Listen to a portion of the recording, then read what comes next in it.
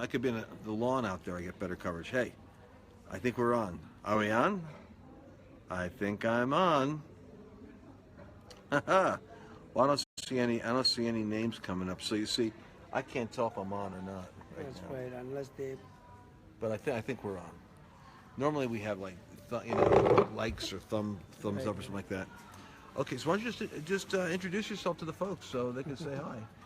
Hello, I'm Sam Dewald. I'm with Lance in Jerusalem here, and also from Minnesota, America.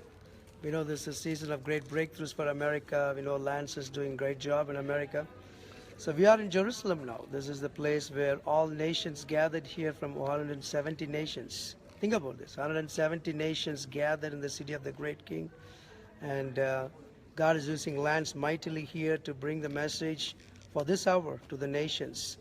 So we are so excited. We are live from Jerusalem, the city of the great It's King. so cool. And this man and his wife, they do an incredible amount of work because you actually are helping to facilitate this whole event. I mean, Yes, it's you got a gifted administration, my friend. oh, by God's grace, over 2,000 people from 170 nations, with Jews Two- and Arabs, and so many persecuted countries represented. Jews and Arabs, imagine that, and they're all getting along with each other. Everybody's loving each other. Isn't it amazing Christians get along from all these countries? It's because of Jesus. Because of Jesus. See, why we don't export this? We don't even advertise this. We don't even talk about this. No website. Everybody's fighting with everybody, but the Christians, if you're a Christian, I don't care whether you're black or white or Arab or Jew, you love each other. That message has got to get out. But some of the pastors, you were telling me when they arrived here, they got arrested. Yes, Listen to and this. That's why the title of this is "You Think You Got Problems." He just told me this now, and I'm going, "What?" You know, the few pastors from, I don't want to mention the country's name, but they were arrested as soon as they landed from Israel after this convocation because it's persecuted country and they don't like Israel. So people are risking their lives just because coming to Jerusalem. Think about this. Imagine if there are nations where you cannot. I looked at a passport, Malaysian passport, and it said, good for any country but Israel. Same with Bangladesh and Indonesia. Bangladesh, what the heck is up with that? Any country but Israel. Yep. And in fact, tomorrow there's a bunch of people coming from Azerbaijan and all these persecuted countries. They all hate Israel. But they are coming risking their lives. It's amazing. They're coming risking their lives to stand with Israel, to pray for the nations to come to the Lord and to prepare the way for the King of Glory. Isn't it amazing? So it's amazing things are happening, guys. Sometimes we in America or elsewhere, we are in luxury. Well, we're in luxury. We're sitting there worrying about about the Steelers, whether they're kneeling down, Right. protesting. All the guys with their $10 to $20 million contracts protesting, the injustice in America right now. But look at this. The roof we have is the Feast of Tabernacles. So, even when you're looking over my roof, this is actually a holiday construction for the Feast of Tabernacles. That's right. And it's the Feast of Tabernacles is where Jesus will be. It's representing the millennium. In the book of John, we read that the word became flesh and tabernacled among men. Yeah. So it's going to be physically happening during millennium. So the Jews are celebrating the Feast of Tabernacles. It's representing the millennial rule by Messiah. And I didn't know that. Now, you know what? I'll tell you the truth. I'm constantly praying about what is the symbolism of the end times, and it's hidden in the feast. And I know about the Feast of Booths, and it's a temporary structure. And I'm thinking, well, why would God make us rugged structure? It's not a tabernacle in the sense of curtains and veils. It's Yeah. really rough like you're seeing here. But it's because God is going to be in the most ordinary way right there Right. with his people. right, exactly as he came for the first time, he's going to do the same thing second time, but it'll be glorious as a Right. king. And it's important to know that this is the time, the most joyous time for whole Israel, for all the Jewish people. This is the most joyous time of the whole year. He'll be celebrating in an amazing way because it represents the millennial rule of Yeshua. It's going to be joy. And we really need to we need to know that the Feast of Tabernacles, as I was teaching the other night, is the Feast of the Open Book. And I really believe, you go to Nehemiah, that the Levites opened up the Bible and taught the people, and when they taught the people, they gave the meaning of the words, and then they said, the joy of the Lord is your strength. Right. The joy comes because of the uniqueness of the breaking of the seals. Remember in the book of Revelation where the first seal is broken, the second seal? Daniel was told to seal up the book. I believe there's 7 seals. and that as each seal breaks, there's this corresponding revival and increase of the manifestation of God dwelling with his people, and an increase in the power and tangible intervention of God in the earth, which is going to have a corresponding pushback from the devil. That's right. And depending on what you're looking at, you could either see God at work or the devil at work. It's just like that right now. Right. You can choose to be listening to the news, which is mostly the devil upset, but it's kind of like listening to somebody who's in the presence of Jesus, crying out, "What have we to do with you, Jesus of Nazareth? Have you come to torment us before the time?" Right. It's the disruption in the synagogue because it's a spirit talking through people because they're upset with what God is doing. You know, if you want to really know the news, real news, go to Matthew 24. That's what is happening right now. They just told us about the earthquakes that's happening all across the Ring of Fire. And everything is In written the Asia-Pacific Rim? Yeah. Are there earthquakes going on? Yeah. So that means it's going to be a tsunami, you know, all these things going to happen. It's written in Matthew 24, so you got to be ready. The king is coming very soon. And you know, the whole thing in America is because the great awakening and revival is going to break loose. Yeah. The devil is upset. That's the reason we need to stand in gap as ecclesia. This is the time you need to pray for a president. Can I tell you something? I had a vivid dream, unbelievable dream one day. So what happened was in the dream, I saw President Trump is coming in, and it's in a small room set up. Right. Very small room set up, and the dream, I am his personal assistant. So he comes to me, and as soon as the people are seated, he didn't talk to me anything at all. He went straight and picked up 3 people, and he said, "You cannot be in this place. You cannot be in this place. You got to get out." I was thinking, wow, we missed all these things, but man, God has given him such a discernment. He can discern just like that. Wow. So it was amazing. And not only he discerned it, but he went to them and explained. And he gave him a personal card. He didn't even tell my number to contact. He said, "Now you have to go, but I can talk to you. This is my personal card. You talk to me." So that was first scene. The second scene was we were walking out of that room, and we were going to an Oval Office setup. And my wife was with me all the time. In the dream, my wife was representing church, the normal church. So she was just goofing around and making fun and no seriousness. And we are walking out and she's calling Trump instead of President Trump. And I'm telling her, "Hey, he's president, there's a protocol." And it's vanished. And I was asking the Lord what it is, and he said, the ecclesia, the people who know how to pray, the people who know how to stand in gap for the president is the personal assistant of president.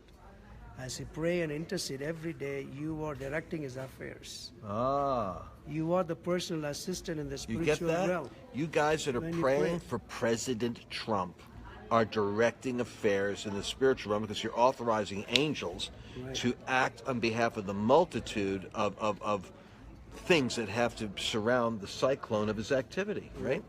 And the church, the general church, in a normal church, is playing around. They don't have any idea. They're not, and they're trivializing it, and they're overly familiar with him. Like they're almost talking about him like the enemy talks about him, like disrespectfully, like Trump this, Trump's latest tweet, Trump this, Trump that. Right. Not even calling him president.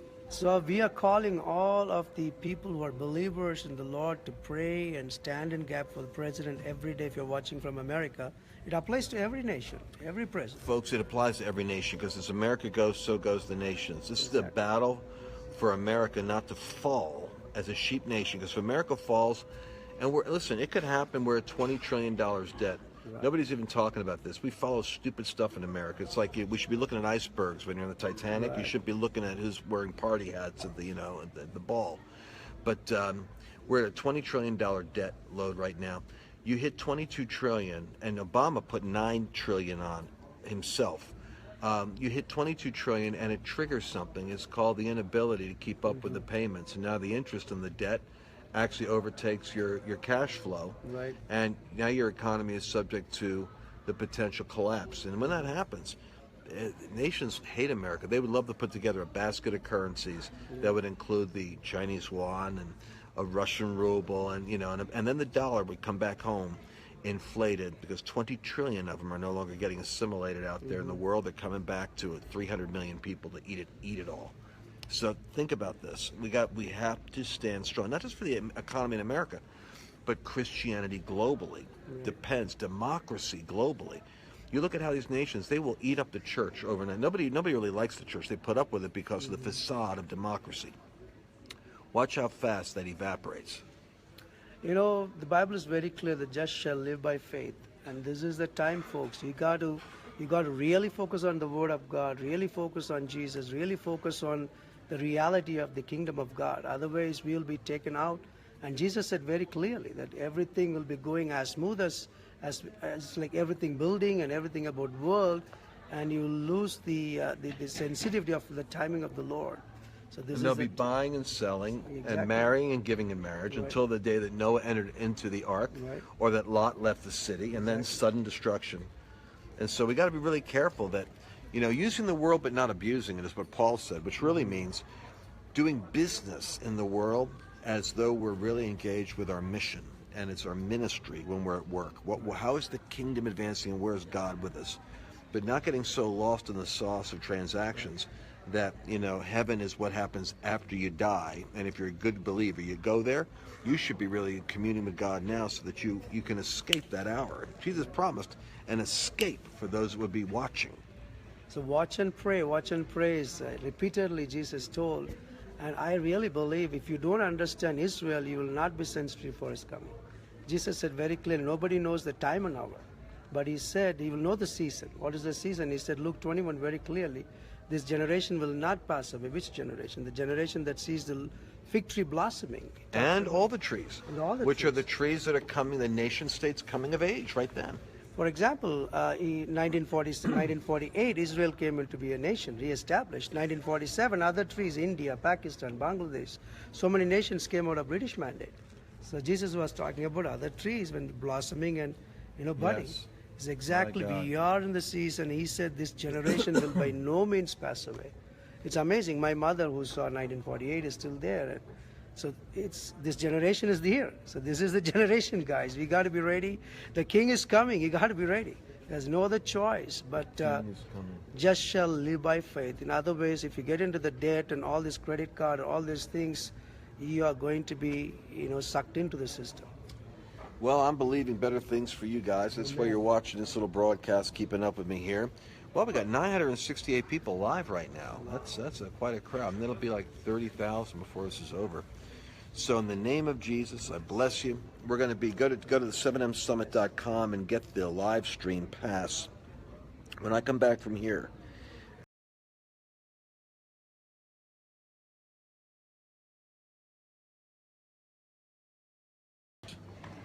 okay, we're back.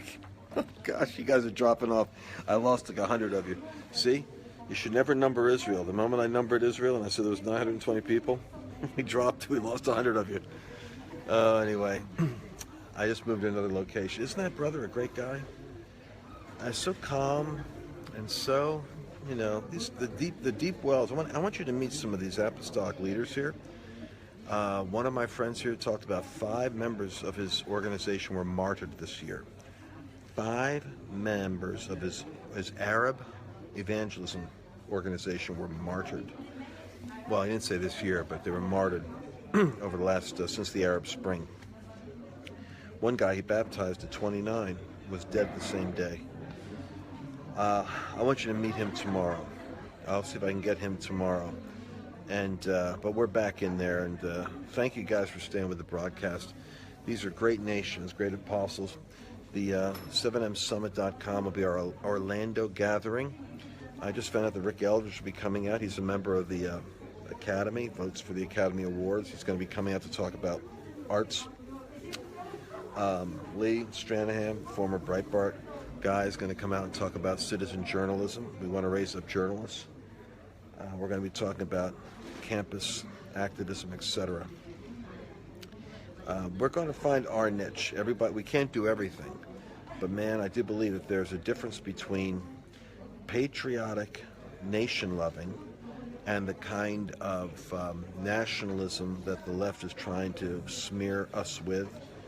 And if you guys haven't read Dinesh D'Souza's book, you got to get a hold. Just look up Dinesh D'Souza. I want to introduce you guys to him. I was going to invite him to this conference, but I didn't have time to get in touch with him.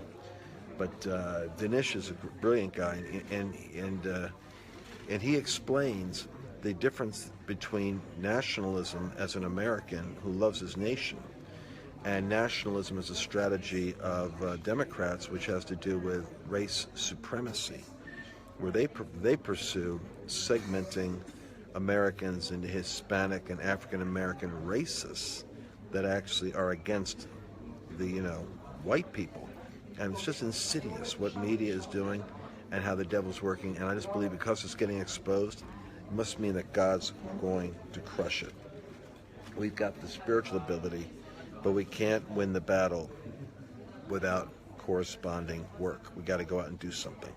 So I'm going to let you guys go for now, and we'll be bringing back to you, from live from Jerusalem, where the action is during the feast, the Holy Week, the week coming to the crescendo now, right between the Feast of Trumpets, Rosh Hashanah, and Yom Kippur. We're going to be out at the temple steps with 2,000 people on the temple steps preaching. I think tomorrow night or the night after that, I'll be out there with a couple thousand people. It'll be very exciting right there at the wall in Jerusalem where Peter was on the day of Pentecost.